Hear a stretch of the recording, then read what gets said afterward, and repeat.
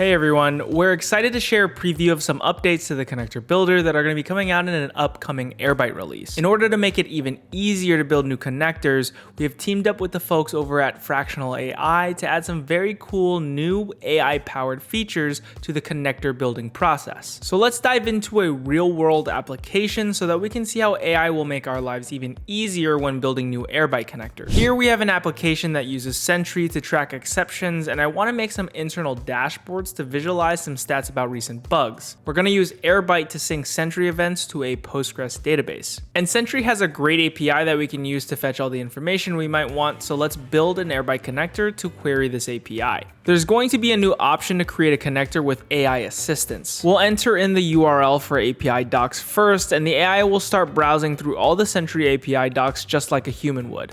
It's following all the potential relevant links, it's looking for information about pagination, authentication, stream information, and all the other info that's needed to build a connector. The AI assistant has read through the docs and found that Sentry uses bearer tokens for auth and cursors that are passed in the header for pagination.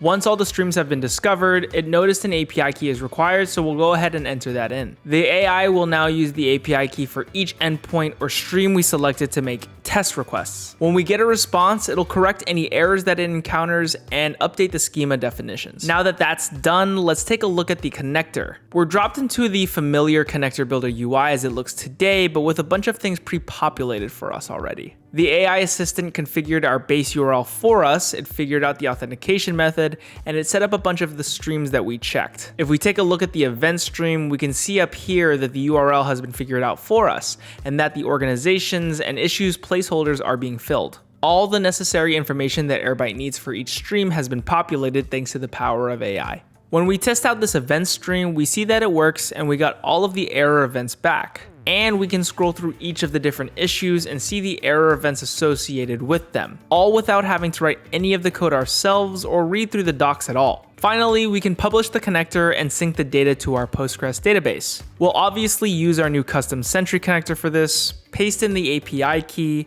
and we'll use an existing Postgres database destination that has been set up. We'll select all the streams we want and sync them. This is what the final result looks like with Airbyte having created tables in our database for each of the streams we built without any code at all.